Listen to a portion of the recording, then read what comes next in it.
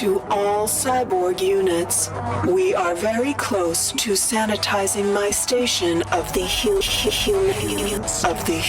stain. Once the tachyon mining beam is calibrated, we will begin to purify the human cities of Earth. My first step towards cleansing the planet and allowing our purity to flourish is almost complete. Their rotting corpses will provide the food for my world to grow and prosper.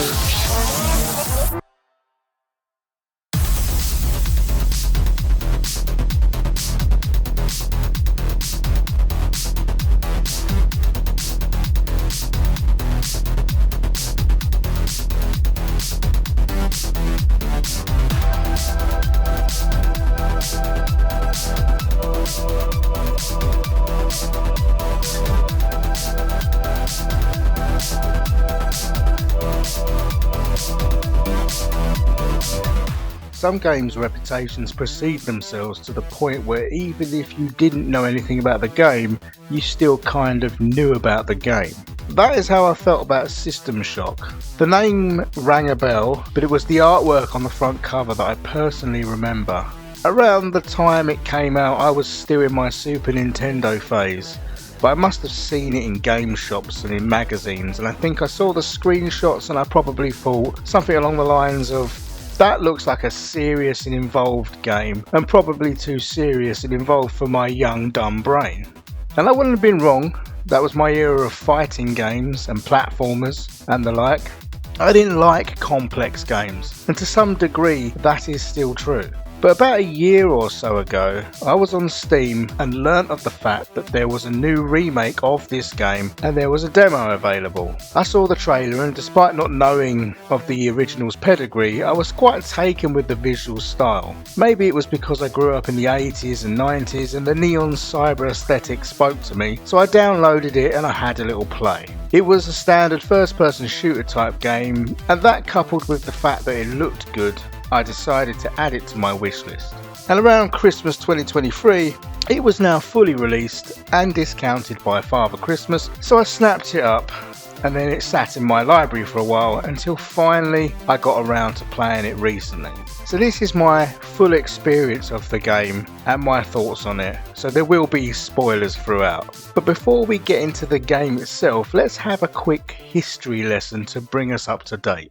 System Shock was released in 1994 on MS-DOS, Mac and PC. It was developed by Looking Glass Technologies and published by Origin Systems. It was a bit of a trailblazer for its time, allowing the player to exist within a 3D environment, and has come to be acknowledged as one of the earliest examples of the immersive sim genre, which would then go on to spawn such hits as Deus Ex, Bioshock and a whole host of other games. Upon its original release, it garnered favourable reviews and won a number of magazine awards. The original was followed by a sequel, System Shock 2 in 1999, and then an advanced edition of the original game in 2015, whereby the control scheme was updated to something more passable in the modern age. And then finally, we arrive at the remake released in 2023. The 2015 Enhanced Edition and the 2023 remake were both created by Night Dive Studios. And now we're all up to date. The game starts with a view of the space station that you are about to spend the better part of 20 to 30 hours in, and from there you get to choose your difficulty. The interesting thing here is that we can do a sort of mix and match with the difficulty settings by setting them individually for different elements of the game. I select what I assume is overall normal difficulty, and away we go. We are thrown into a stylistically beautiful cinematic intro that sees us flying through the industrial neon cityscape. Essentially, we're riding along with a drone that is out to hunt down its target and our protagonist, the hacker. Take a big whiff of that atmosphere. We see the hacker in the window, and the game then switches perspectives and we take control of the hacker. We are allowed to indulge ourselves for a while as we look around the flat, which is full of little Easter eggs and world building items.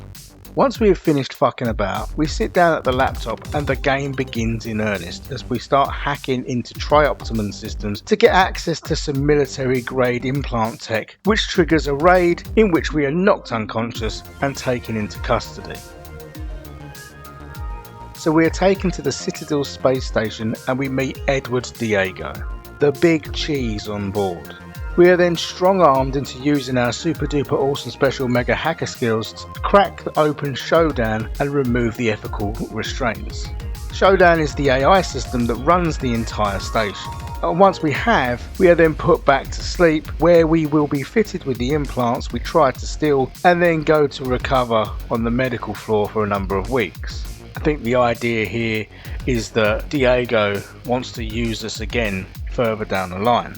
But all is not well when we wake up and tragedy has befallen the station. We start by looking around our surroundings for clues. The controls are your classic WASD movement, mouse to look about, right click to interact with items and left click to attack. Tab brings up your in-game menu where you can tab between your inventory, map and any media you pick up. And one helpful thing the game does immediately is tell you what you're about to pick up and labels certain items as junk, which if you've ever agonised over what exactly you should be picking up and keeping or not when dealing with limited inventory space, this is a respectful little feature indeed, although it doesn't completely alleviate the confusion altogether. You can scrap stuff for currency and materials, so there is technically a point to collecting junk items, but I must admit it wasn't a system I particularly engaged with.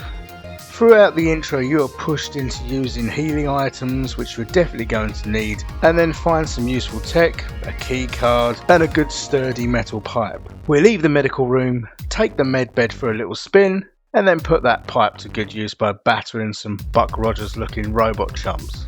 The game is good at giving you little audio clues as you move about. Little chirps alerting you to one of Shodan's security cameras, which confused the fuck out of me for a bit before I found one and bashed it in. This reveals a key mechanic whereby you will need to find and destroy cameras to lower security, allowing you to advance in places. In this room there is also a charge point which we can refill our energy meter from. Some of the weapons and abilities we are going to get as we go through the game take their power from this meter, and so we will need to keep it topped up. These charging posts have a cooldown and so can be used again and again, which will become a lifesaver later on.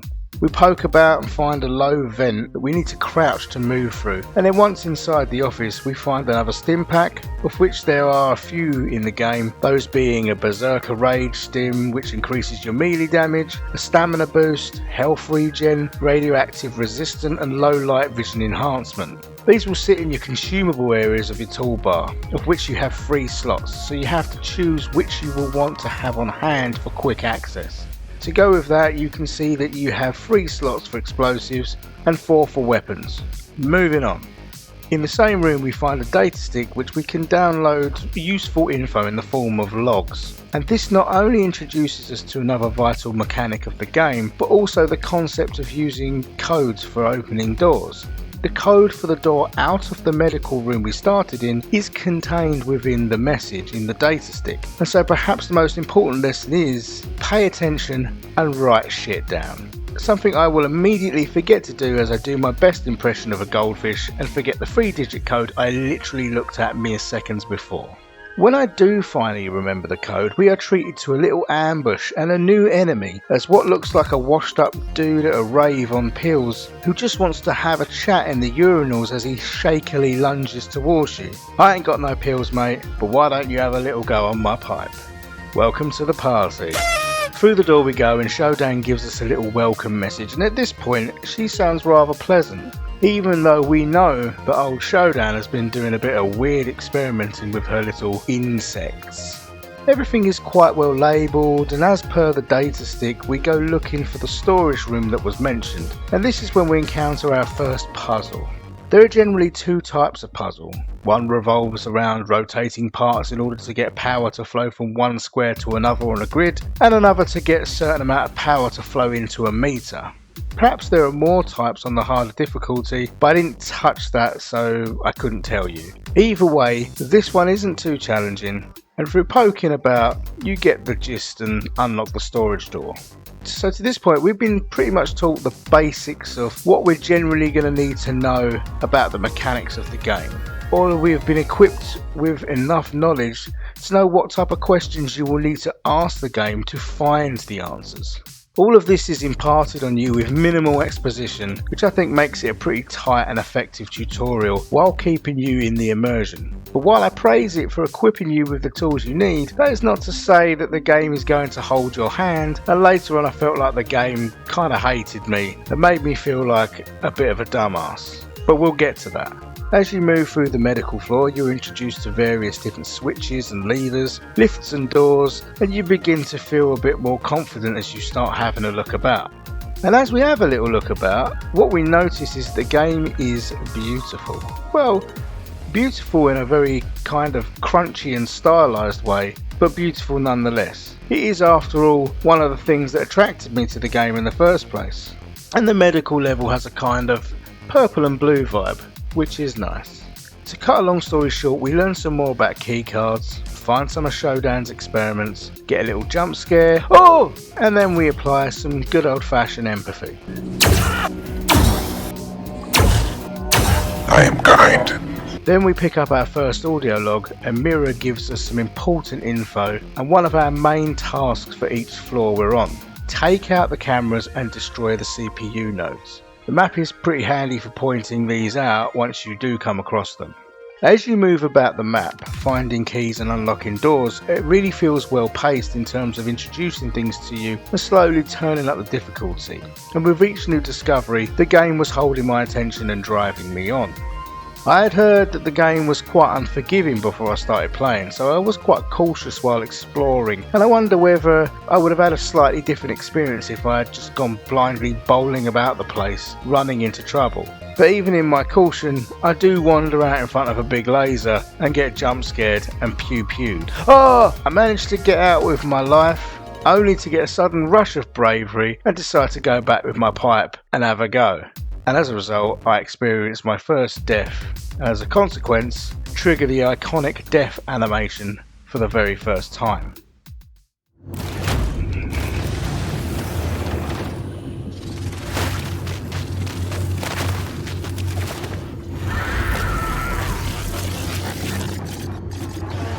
Thank you, hacker, for seeing that my vision is best. Now I know what it might feel like to be a servitor. I reload the game, creep about, overcome my laser foe, kill a few more crackhead Mac and me's, and generally get myself into an anxiety about all the little sound effects I could hear in the background, with the Borg wandering around, talking to Shodan, breathing and muttering to themselves. But ultimately, this first level serves as one big tutorial, and it's great. A nice touch is that so many things in the game actually require you to punch in the code physically, or rather diegetically. I can't remember where I learnt that fancy word recently, but it was in a similar video game context. Like for instance the vending machines. Not just, you have the required item so click on it, you've got to work for it. If you hang around for a while, you'll also be treated to some corporate fuckery that is being piped out of the vending machine speakers. Whilst I am informed that items were junk or not, there are still a lot of items that I didn't know the true value of, and as a result, I hoarded chocolate crisps and sodas like an obsessive little Augustus Glump. However, they gave very little in the way of restorative HP, and I didn't really use them throughout the game. One thing that you do have to be aware of is that unlike some other immersive sims, like ones from Bethesda, the game only pauses when you press escape to access the game menu. Looking at a map, fucking around with your inventory does not stop time. So you best make sure you clear a room out first before you go rummaging through your backpack. I assume you have a backpack, otherwise I have no idea where you're keeping everything. The game likes to drip feed you little jump scares at a decent pace. Enemies are often waiting to attack you behind closed doors as soon as you open them, so you get conditioned to nervously pushing the button and then jumping to the side. And Shodan can ship fiends about the place, so not even areas you have previously cleaned out are reliably empty the next time you come through. There are numerous ways to get about in the form of repulsor lifts, as well as normal platform lifts, and the use of these get developed the further we get into the game. All the enemies we face on the medical floor prepare us for the rest of the game. Some stumble towards you, some shoot you from a distance, and some leap at you and close the distance to melee range quickly, and others will just throw down proximity mines. The key lesson here is that you're not really safe at any distance, and you better watch where you step. Finally, we find our first handgun, and we can start putting all those bullets we've been collecting to good use. Bam bam! We jack into cyberspace for the first time. This is part of the game where you fly around like the old first person game Descent, and these sections are often required to be completed so as to unlock areas of the level to progress. You generally move from one space to another, blow some enemies up, and then blow up a central core to progress. Once you have done that, you find the way out and it's back into the real world. They're not too bad, but the novelty does wear off pretty quick. And most people's comments I read on the internet seem to be pretty down on these sections. They just viewed them as a bit of a time waster or unnecessarily hard at higher difficulties. But they do look nice though. You're encouraged to explore, as you will often find useful items, extra ammo and the like, and upon watching the footage back of these early stages I was slow as shit, a ponderous moron bungling about at the mercy of Shodan. But whilst it is slow going at first, as I mentioned before, once you have doddered about the medical level, you are pretty much equipped with the knowledge you'll need, and you'll start moving faster and spending your time concentrating on things that really matter. Toilets. As well as enemies, you are also drip fed new weapons at a good pace, and I find a sort of electric shotgun, and this is where we learn that different weapons are effective against different enemies. And whilst that is true, I didn't find myself swapping too often, but certainly the electro shotgun is one for the robos. For example, the fucking laser from earlier. So far, we have what I would consider to be our full basic complement of weapons: melee, energy pistol, handgun, energy shotgun, and a few different grenades. So far so good. The energy pistol in particular is going to be your fallback weapon, providing you keep your energy meter charged. Failing that, there's always the trusty pipe. Whilst everything has gone to shit, there is apparently a human resistance, and we get info that will help us try to reach them, as well as some important information about how we might look to stop Shodan by overloading the reactors and such. Perhaps one of the most important discoveries which suddenly changes the whole way the game plays is finding and disabling the cyborg restoration bay, meaning that now if you die, you will be brought back to life at the restoration bay with all of your items. There is one of these on most floors, and this means that you can start being a bit more boisterous in how you explore, knowing that you will regen. So no more game over animations, for now. Before we look at getting out of here, we also find the melee upgrade in the form of a monkey wrench, which unlocks an achievement. Now, I'm not sure if this has any significance in the original game, and I am too lazy to go and find out, but it smashes mutant heads all the same. After another cyber level to unlock the rest of the floor, the only real requirement for leaving medical is that we bring the security level down enough to operate the lift. So we blow up some cameras and smash up the CPUs, and we're off to the next floor.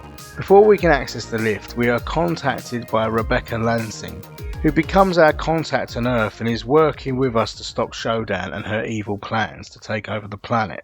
Into the lift, and we hear the lovely smooth jazz lift music for the first time.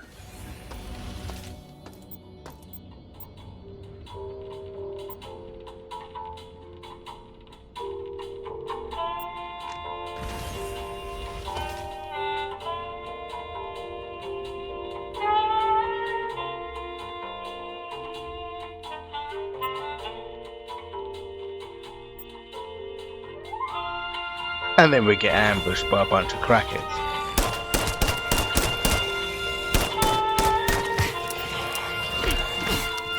Where the medical level was purpley blue, the research level was rocking a red vibe, and whilst it's not a wholesale change from level to level in terms of the doors and walls etc, the colour does actually give each level a distinct feel without departing from the central theme.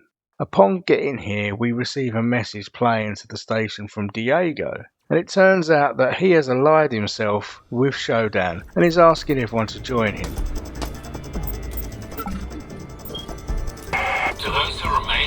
To those who are tired, to those who are scared, I've a promise for you.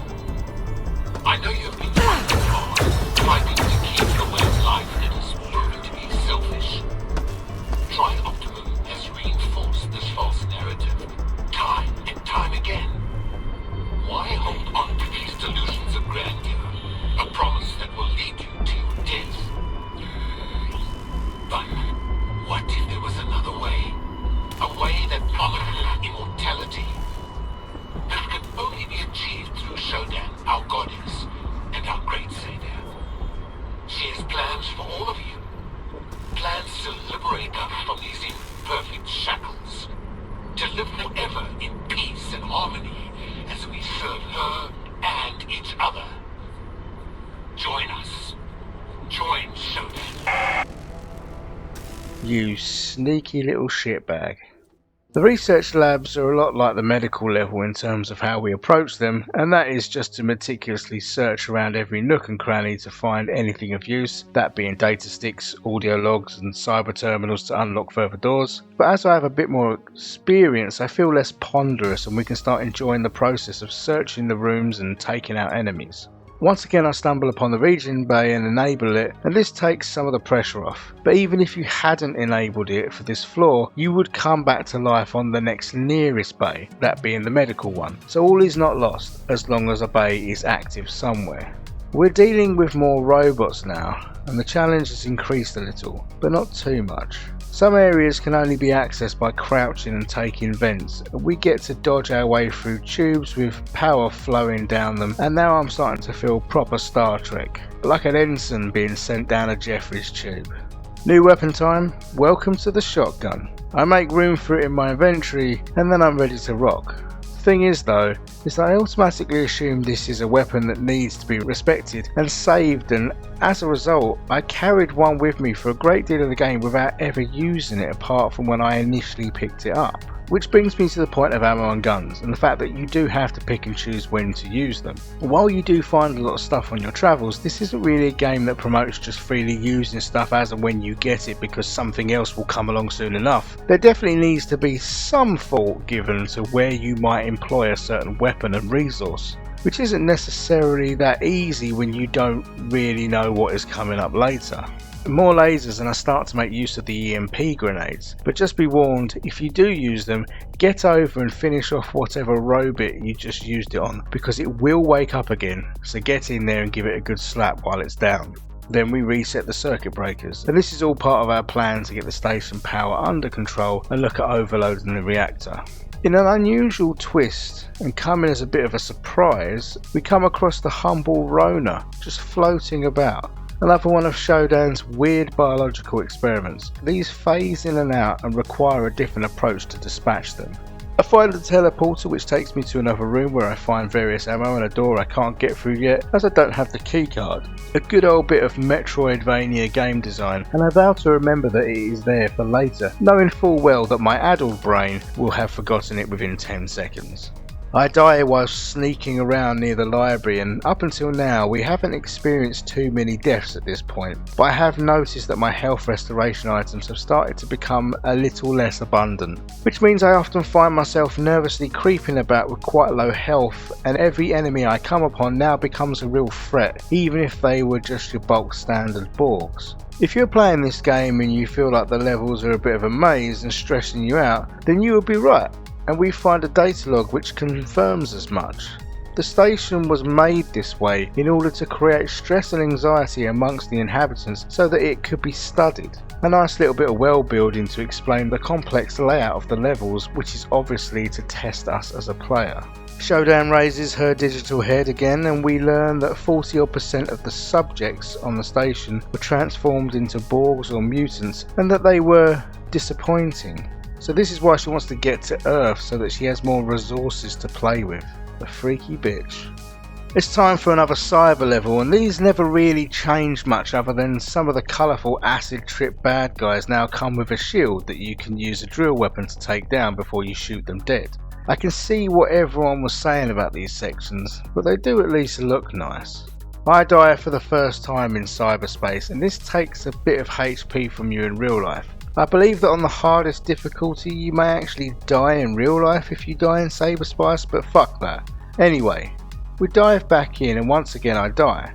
I may be starting to understand why people don't really like these bits, but seeing as these often unlock areas in real life, there is no going around them. Nevertheless, we try again and get through on the realisation that we don't always need to destroy every enemy, just blow up the big glowy thing at the end. Once that is out of the way, we can get on with aimlessly wandering around like a cretin.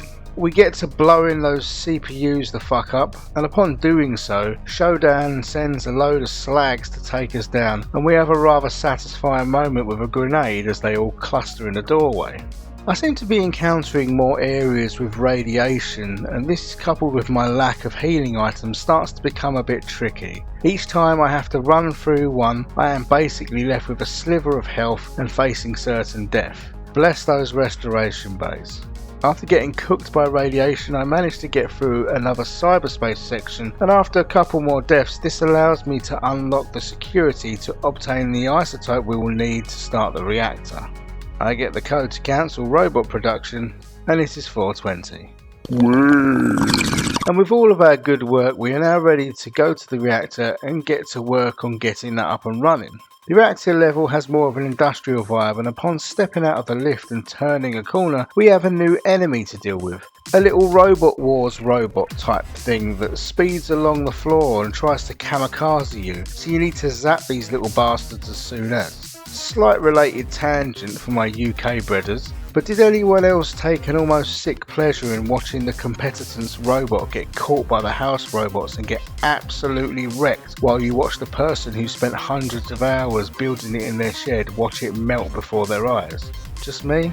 Never mind. I get the regen bay opened up on the reactor level, which is a help, and I also develop a new method of taking out the laser foe by running around them in circles while battering them with the wrench, which saves me some ammo. My path to progress is blocked by some big robots and a new chunky boy, but as I am running low on bullets, I try and take an adrenaline patch and go ham on them with the wrench. It does not work. This is compounded by the fact that they are in a radioactive zone, which means that I am being drained of health at the same time as I am being shot by another new enemy, the flying drones that put me in mind of some Terminator style shit. And so begins a bit of a repetitive cycle whereby I regen, run from the bay into the radioactive room, and then get hammered whilst making minuscule gains and then get killed. Regen and repeat. Occasionally a laser turns up in the way as I run into the room, and this proves to only frustrate me further. I also don't really know what exactly I'm supposed to do in this room, so I have to do a trial and error while dying, ready for the next time I regen and I can try something different. Perhaps more savvy gamers would have taken the fucking hint and decided that this clearly isn't the place I can be right now, and maybe I will come back later when I have other skills to help mitigate the issue. But for now, I am not that gamer, and so I regen and off I go again to bang my head against this radioactive wall. I die again, and again, and again. I start getting pretty tired of continually running back to the room through the same corridor, and even when I take down the next enemy, I am still stricken by radiation. Once again, thank God for the regen bay. Finally, I managed to get to the end of the room and find the keypad which will allow me to enter the isotope. But if only I could remember the code. If only I even had the code. And then, once again, I die from radiation. I run back to the safety override and jab ineffectually at the keypad, but to no avail. I check a guide on the internet and then find out that at my difficulty setting the codes are randomised from game to game, and the one in the guide doesn't work, and with time running out from the radiation I desperately try another attached room, and with my health already nearly gone, I get jumped by another robot and I die again. Watching the footage back while I write this script, I kinda wonder what form of dementia I must have as I run back to the safety override and into the radiation another time, this time to the attached room, and again I am killed by a combo of radiation and robot. Finally, I seem to give in and go and have a look elsewhere on the level, until I turn back round and go right back to the radiation room. But Jesus fucking Christ, what is wrong with me? However, this time I seem to get through to the other side and out of the radiation. I haven't solved the mystery of the safety override, but I am somewhere new and I am no longer being cooked. So this seems like a perfect time for Shodan to ambush me. Very cool. Out of pure frustration, I go looking around elsewhere on the level to save my sanity. I find the radiation shield room and I think this will probably remove the radiation. Nope, never mind. I go back and have another crack, and this is where the isotope goes, and I activate the radiation shield. Whatever that does, I hope it means the radiation will be removed from the room I kept dying in, and so after getting jumped by lasers and dying once again, I regen and go back. But no, it's still there, so I still have more to do. So I keep plugging away and then get taken out. This is getting a bit Groundhog Day, and I guess this is the criticism I have. Yes, the med bay is great for not having to worry about quick saves, especially as you regen with all your inventory intact. Not sure what in-universe explanation for that is, but let's not question it too much. But all too often I found myself having to regen, run to location, make tiny progress, die and repeat. Yes, I would get where I wanted to be eventually, but I can't help but feel like it became a bit of a drag. I'm sure that a real gamer would probably just 360 no scope everything and not worry about it. Yes, pedants, I know there isn't a scope in this game, but I am clearly not a real gamer. At a bit of a loss, I decide to take the lift up to maintenance and see what awaits me there. You know, get a change of scenery. I am promptly taken down by a big germ. Great. As I have already established that I am not a real gamer, and after yet another humiliating death, I do a quick Google, confirm my worst fears: you cannot change the difficulty mid-game. So like a little bitch, after roughly 6 hours of gameplay, I started a new game, put everything down to easy, and started again. What? Look at me, I have no shame. I'm old, I don't know how long I've got left and I want to enjoy this shit. In all seriousness, I was starting to become a bit worried that with this game being a bit more challenging in its design in general, I didn't want additional blockers in the way of my progress, and perhaps it wouldn't have been so much of an issue on normal difficulty in the end, but I stand by my choice. The way my brain works, I have problems with these kind of games and concentrating and keeping up with them. You know, I want to enjoy this game. So off I go, repeating everything I'd already done, which admittedly was only marginally easier, but easier nonetheless, and eventually after another 6 hours I was back where we left off. So let's get back to it, shall we? This time around, after doing a better job, I diverge, and rather than go to the reactor, I go to the maintenance floor. I poke around, wondering whether I will have more luck, and just to freshen up my experience this time around, I find myself doing battle with a lot more flying Rona. Not sure if Shodan is attempting to take down humanity with a cold, but these are tricky foes at times, and they seem to blindside me a lot, even at this difficulty level. I think that my brain is going a bit soft as I spend an agonising amount of time making space in my inventory for a damaged gun that I immediately then throw on the floor. Interesting experience watching your own footage back. You get to cringe over and over as you do dumb shit. At this point I decide to have a bit of a break from play and come back and face this anew when I am refreshed. When I come back I forget to hit record, and as a result a chunk of gameplay is lost. Oops. Anyway, by the time I do remember to start recording, I have then found what might be the most broken and bastardly weapon in the game, the DG-04 Laser Rapier. I am a Jedi now, and I have my energy sword, which makes short work of those shitbag robots. Yes, you have to get up close to use it, but if you pair it with an adrenaline patch, you can go berserk and get rid of the toughest enemies in record time. This will become apparent later on. Now I have another confession. I am fully using a walkthrough guide now. I know I'm such a big piece of shit, but once again I want to enjoy this, and more importantly I want to experience it and actually finish it. So I'm going to dip in and out of the guide when needed. Yes, I'm a bitch. Why don't you cry about it? Anyhow, armed with this new knowledge, I return to the reactor to finish the task of dealing with the radiation shields. We start to see signs of Shodan almost being worshipped like a god. I'm not sure whether this is by humans who worshipped her and then gave themselves over to be controlled and mutated, or were they controlled and mutated and then started to worship her? Like, did Shodan just create her own followers? If the latter, then she has one hell of an ego on her. Isn't that essentially like creating a shrine to yourself? Couple more points of order. As I've been going through, I pick up various enhancements that I can incorporate into my setup. Some of these you can switch on, and some of them you can leave on, and some of them you can switch on at the cost of your energy meter. One of those is a sort of jet boots that will allow you to reach higher ledges without the aid of the gravity lift or platform lift. I creep around some more, make a few mistakes, chop up some big germs, and also try to be a smart ass and get myself killed trying to shoot an enemy's mine to kill them and taking myself down in the process. Ultimately, we work our way to the radiation shield control room and enable the shield. Then it is on to the research level to charge the laser. This time though, we enter the control room and the large glowing tubes open up and release 4 of the tumour mutants. I go back to the control room and blow those suckers up with a couple of grenades, and then we charge and blow out the mining laser that Shodan was going to use on Earth.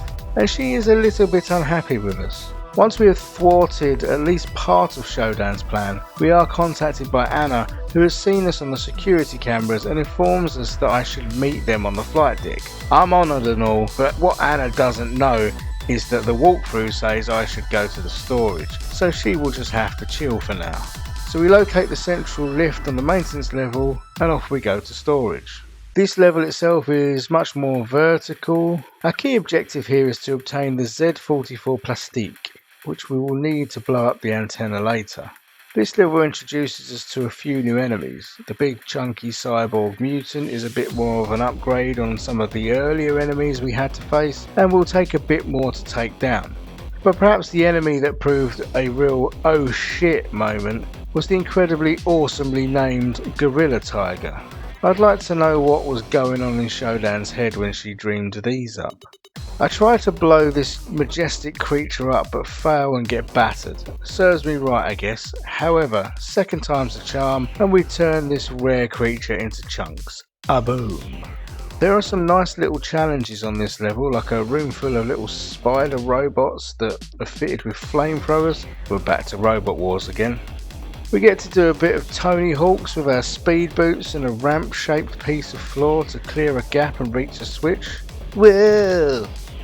After dealing with a large room with many platforms and lifts, we get the plastic and a grenade launcher that I agonised over my inventory space and ditched the shotgun to pick it up, but ultimately didn't really end up using it. I think it is worth mentioning that there are some service lifts, more like serving hatch, which you can then access between floors, so technically it acts like a bank that you can access from anywhere and swap gear. But like with quite a few things in this game, I just didn't even end up using them. It's time to go back to the central elevator and head to the flight deck to meet our new friends. The flight deck is a bit more open in places with larger spaces, as you might expect for what is a hangar level, and as we enter into it we come upon a room with a bunch of switches and a viewing window which looks out into the space filled with which can only be described as weird pterodactyls with big heads flying about. More evidence of Shodan's experiments, and again I do wonder where she was getting her ideas from. Maybe she's been watching like some Attenborough or something. I'm obviously using a walkthrough at this point, and it instructs me to set the switches to a certain combination in order to have the right doors or walkways open up, and to be honest, if left to my own devices I am not sure whether I would have ever put the two together, and dread to think how long I may have spent driving myself crazy trying to figure out what switch related to what. There are also other sections where you need to set the gravity pads in these open shafts in a certain order so that you can levitate in a certain way to access certain areas, and again, if the walkthrough hadn't told me, this might have driven me mad. I come face to face with my first winged dweeb and it takes me down because I was preoccupied battling a big hulky robot and a flying drone. There seem to be a lot more aerial enemies on this level, which kind of makes sense owing to the spaces that you are moving through. The main reason we are here though is because we have been contacted by a group of survivors and told to seek out a path marked with the word grey. But when we finally get to where we're meant to be, Shodan ambushes us and gleefully tells us that we are too late and everyone is dead. And so begins what I consider to be the first boss fight, the Cortex Reaver. This is an iconic enemy. What a great design. The four-legged structure triggers something deep and primordial in your brain. It is a shape your ancestors knew to avoid. Insectoid and unsettling, but much bigger. And all the while, the poor bastard who got sucked up inside it is dangling out the bottom. We've already seen it in the death cutscene, but now, standing before us, we can truly feel its dangerous presence. A presence that is immediately felt hard as it launches a volley of missiles at me, which pretty much annihilate me. I die a number of times and try a few different tactics, hiding behind a pillar, running between pillars while avoiding the missiles, but in the end, I use the EMP grenade to incapacitate it, and then I take it down with frag grenades. Not a particularly long fight once you get to grips with it, but a good upping of the ante at this point in the game. I wonder when we might have something like a boss fight, and it just dropping out of the sky as you enter the room did provide another decent oh shit moment. I also pick up a new weapon on this level as well, the assault rifle, and I do use it for a while, but it doesn't end up making it into my best of list of System Shock weapons. There's no time for moping about over our dead friends we didn't know. We need to continue our mission, and that is now in the form of getting up to the executive suite and to start the process of jettisoning the various groves that are attached to the Citadel station. These are biomes that Shodan has been growing her experience in, so off we go. Before we get in the lift, I explore an office and find an audio log from Edward Diego giving us info on what happened. I had wondered whether Diego just joined Shodan to preserve his own life like a cowardly little worm, or whether he somehow worshipped her before all this kicked off. It turns out it was the former, which kind of turned into the latter. And once we arrive at the executive suite, we receive a broadcast from Diego extolling the virtues of immortality under the watchful eye of Shodan. So Diego well and truly drank that Kool-Aid, and let's put a pin in him for later. The executive level is very executive. The contrast between the rest of the levels is quite stark, which is exactly how it would be. Lots of red carpets and wood panels and luxurious furniture paints a picture about how the other half live. Literally, we also see the bodies of all those corporate fucks strewn about dead wherever we go. As I said, our mission here is to jettison the groves attached to the station. These biomes where Shodan has been growing the virus and the bio experiments, so we need to get rid of them. As we stalk around, moving through the deserted boardrooms, offices and executive living quarters, we find a number of turbo lifts that allow us to travel to each grove, except for one which had already been jettisoned before we got there. There is a moment of lost opportunity where you enter a big cinema area and you sort of look around, and the whole time I was expecting the screen to suddenly flicker into life and Shodan to deliver a jump scare and maybe an ambush, but no, nothing. Whether this is to do with the difficulty I was playing on, I don't know, but it would have been cool to have something like that. Even if it was just a message from Shodan on the big screen. Minor gripes, I guess. We find a railgun, which is a bit of a beast. Once again I grapple with the inventory, but once we have it within our possession, Shodan sends a beefy enemy to attack us in the centre of the room.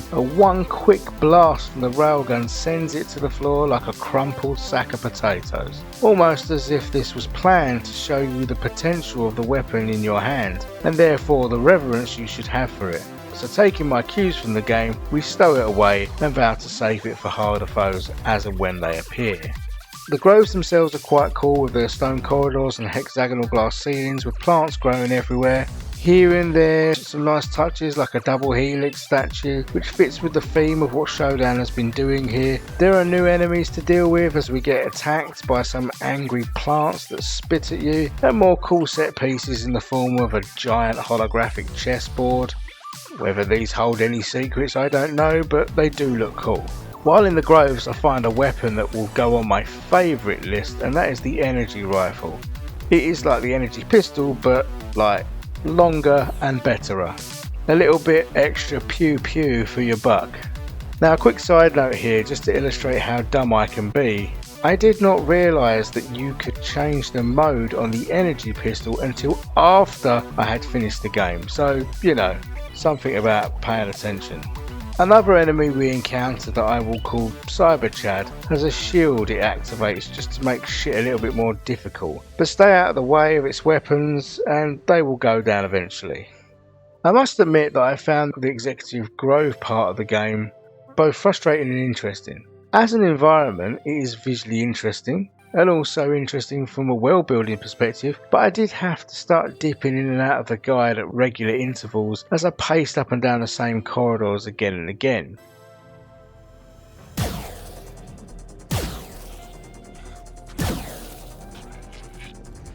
Oh! Fuck me! Who knew that a tiger gorilla would be so naturally camouflaged in a luxurious executive lounge? I did a lot of running up and down the same corridor looking for Diego's second office, and this was the first time that my lack of paying attention to numbers displayed on walls bit me in the arse. Someone in my chat then informed me that back near the lifts in the level the numbers were on the wall, so I ran back and got them. It is a rotating set of 3-digit numbers that is required, so I noted down all of them and then I went back to the pin pad in order to gain access to the second office with a feeling I couldn't quite put my finger on, but somewhere in my soul I know this would come back again later. I went on my merry, ignorant way and triumphantly punched in the code and accessed the office. Once we're in there is a vent that we are going to become very familiar with, owing to the sheer amount of times I will end up going through it. More on that in a bit, but once we crawl through, we find the CPU nodes we need to bring down the security further, which will ultimately allow us to get to the final grove. So we pop down and turn off the shield, blow up the nodes, and then a big Chad Borg enters the room and starts flinging barrels around. Luckily, I dropped a little save file, so we reload and tackle this with a little more caution. That being to charge at the Chad with my laser sword and an adrenaline patch and hit the explosive barrel it was holding in a sort of kamikaze rage that kills you both.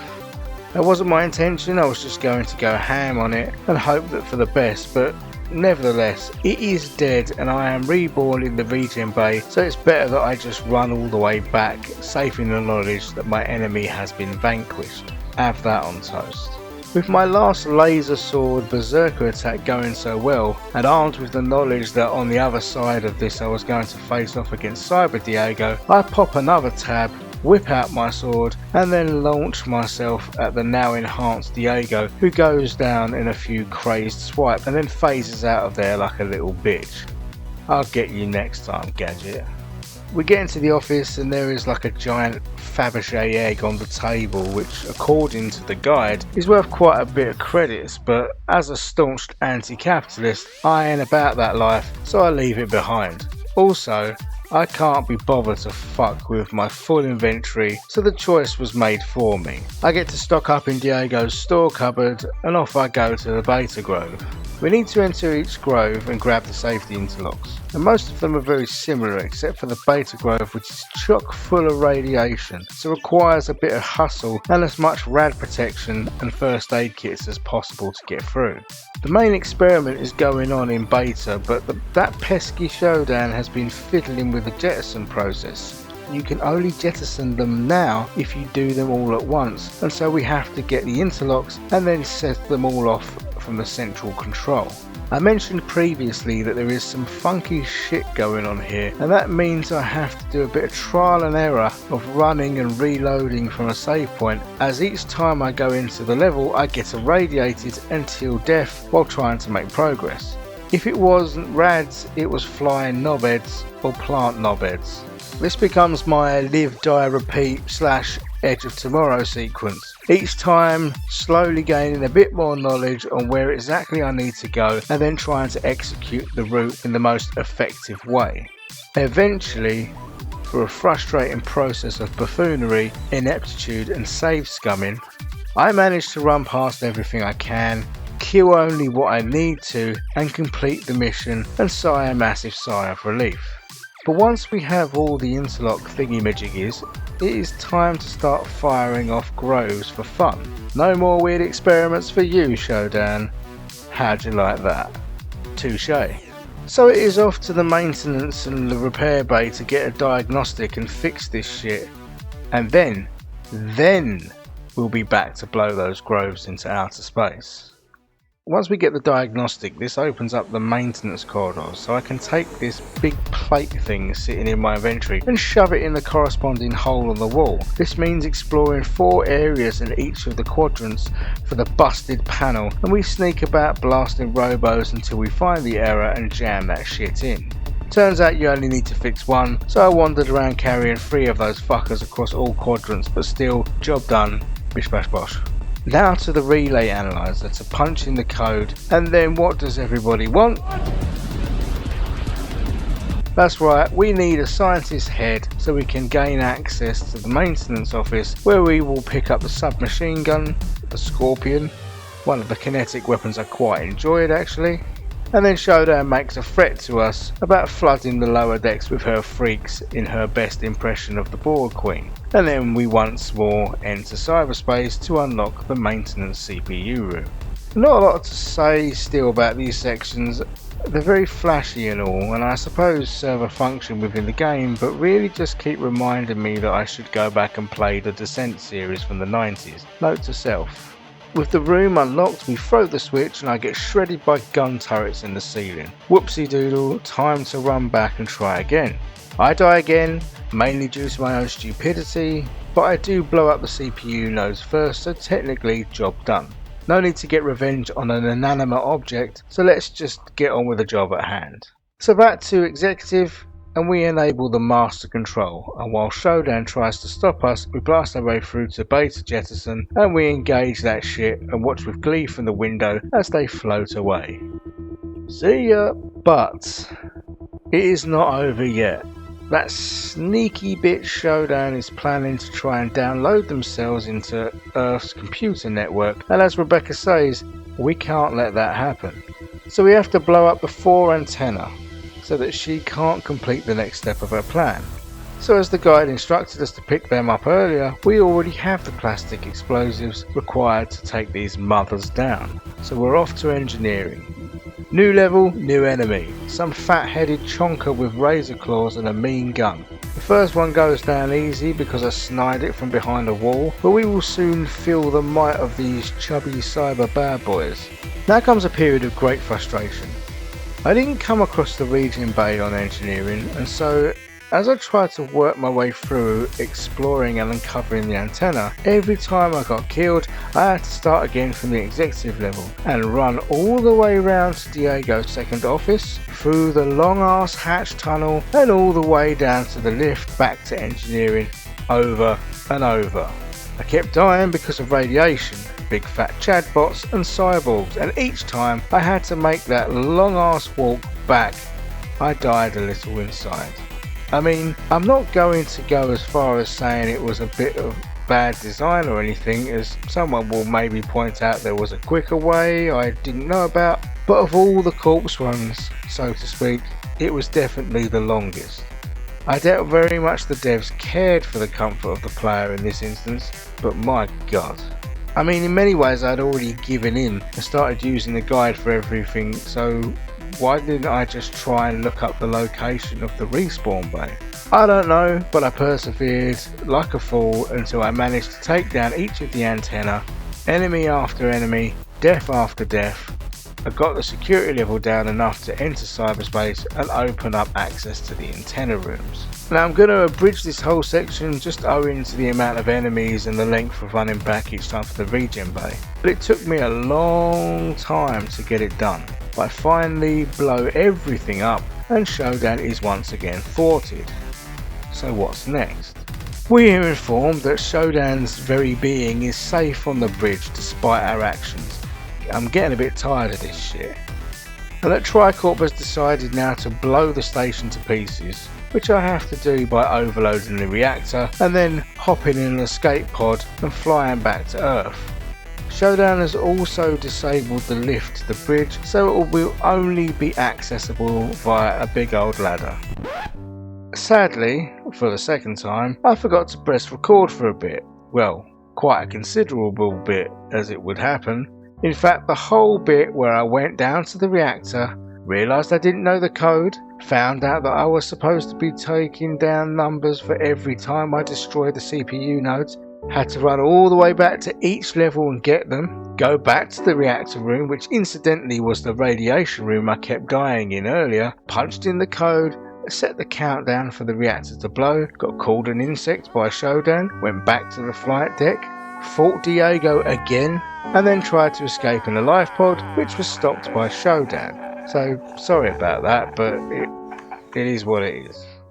I eventually found the record button, and with a bitter taste of disappointment at my own ineptitude in my mouth, we're off to security for our next round of tasks. Security is like a hodgepodge of all the different levels. There is a sciencey bit, and industrial bits, and canteens, and fancy bits. There are a fair few cyber mutants, and we are essentially fighting our way through so that we can access the ladder to the bridge.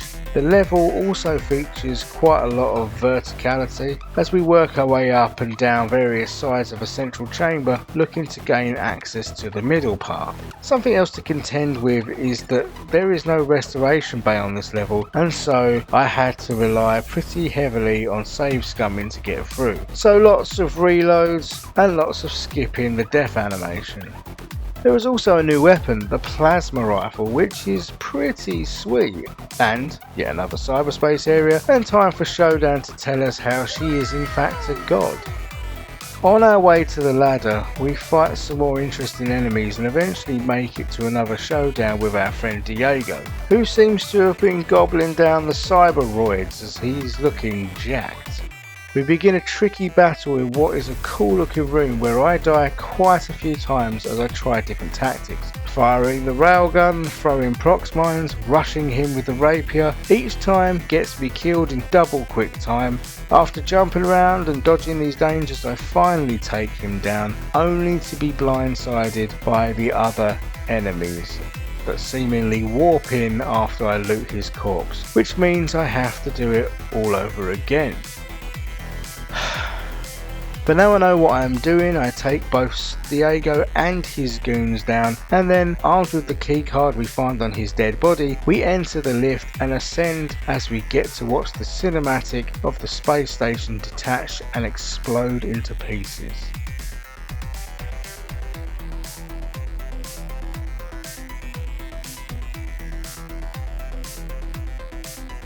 And here we are at the bridge, and one step further to getting our hands on that pesky AI.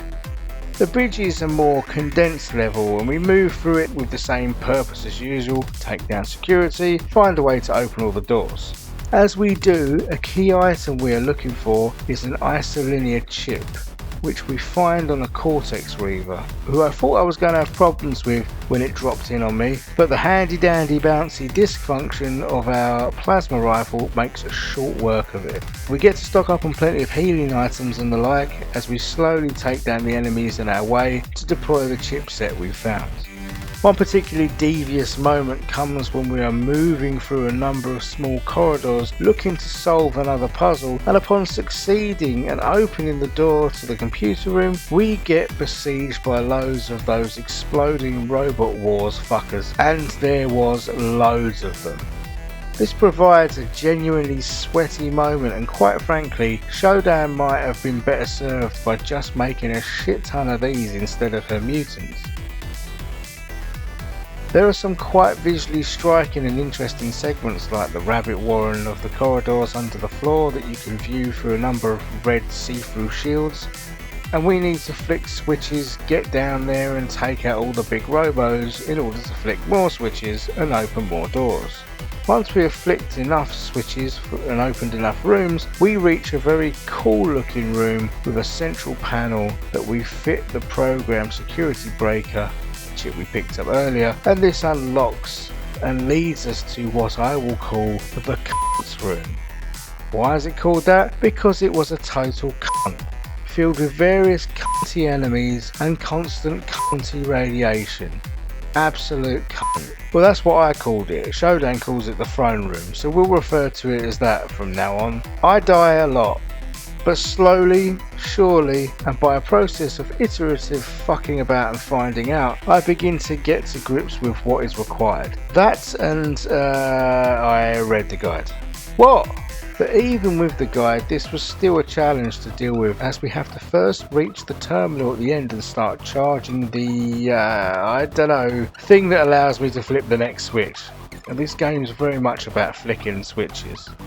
Part of my initial issue is that I wasn't aware that I needed to run back and start the charge first, and therefore I just kind of kept running around aimlessly, freaking out that the radiation was killing me. Another issue I had is the amount of health I had at the point where I saved outside the throne room. Health was in short supply at this point, as I had sort of used it all foolishly, and so I had to get inside the room and pick up and use the first aid kit in the side room to get through the rest. Alas, this wasn't enough to save me, and I kept getting blasted or irradiated. So after a lot of stubborn attempts, I consulted the guide again.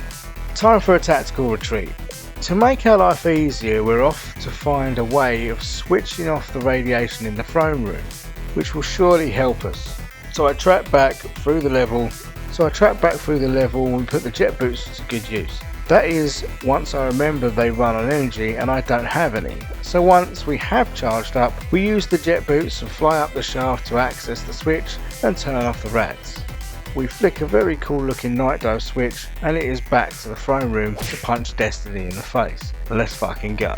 Slight problem, that didn't do shit. Turns out old poo brains hit the wrong switch, or that was a switch for something else perhaps. I think it actually opens a new area, and I had to go back and find the right one again. But once I did, the rads were gone, and it was once again time to punch Destiny in the face. Whilst we didn't have radiation to deal with, there was still deaths through lapses of concentration. The further into the process of charging the console you got, the more enemies Shodan threw at me, but ultimately I danced around the platforms, charged stuff and done more switch flipping until finally it was done and I could use the repulsor lift that would raise me to the teleporter and onwards into the next room. I tentatively entered the room and looked about, seeing a door at the far end, and once I had checked the wings I moved forward, only to be intercepted by another Cortex Reaver, who takes me out. Right, no fucking about this time to get disked. And a second attempt with the disc means it gets caught by a second ricochet and down it goes. Lucky for me. I take the key card from it and open the door to find the final cyberspace terminal. This is very different to every other cyberspace section, as we no longer float descent style, but we walk through and pick up a cyber rifle. We travel a floating platform until we see the cone of Shodan open up in front of us. What follows is a series of sections where we need to shoot off the shackles from a central charging point, take down the usual cyber enemies, and then get Shodan to shoot at us while we are standing under certain points on the map in order to make the energy flow into the charging hexagon thing, and then we can touch it and make it fire upon Shodan. Once we have worked this out, we just repeat this until eventually we can shoot some glowing balls circling Shodan in order to lock her in place and then land the final blow. As we go, we pick up different cyber weapons that fire triple shots or discs, etc. But there is nothing here that exciting, it just takes time. We get to the final point, shoot the orbiting spheres, and Shodan is pacified. We leave cyberspace and we see Shodan's face, still and sedate. The hacker sits down next to Shodan, exhausted, and the credits begin to roll.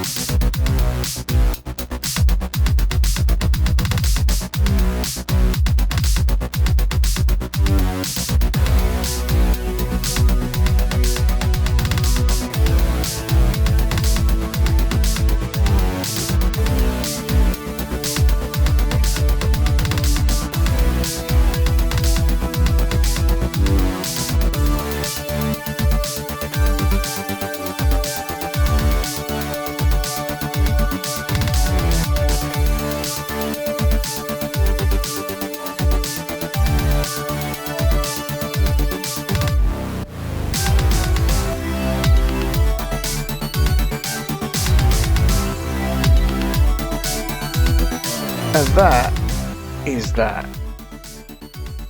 Now, I know I used the guide and I lowered the difficulty, but I genuinely really enjoyed this game.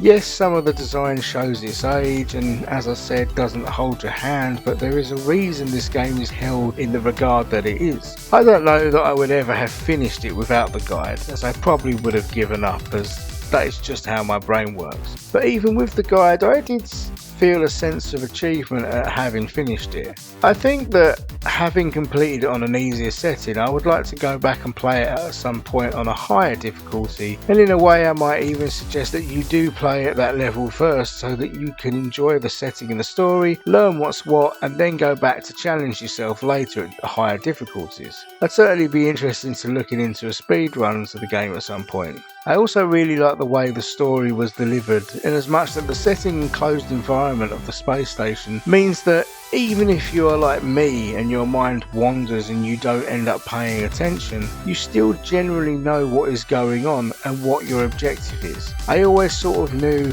what I was doing next and how generally that fitted with the overall story, because the whole premise was tight and scaled down. Alongside that, you could absorb as much additional lore and storytelling through the audio logs as you wanted, and so you could really immerse yourself if that's your thing.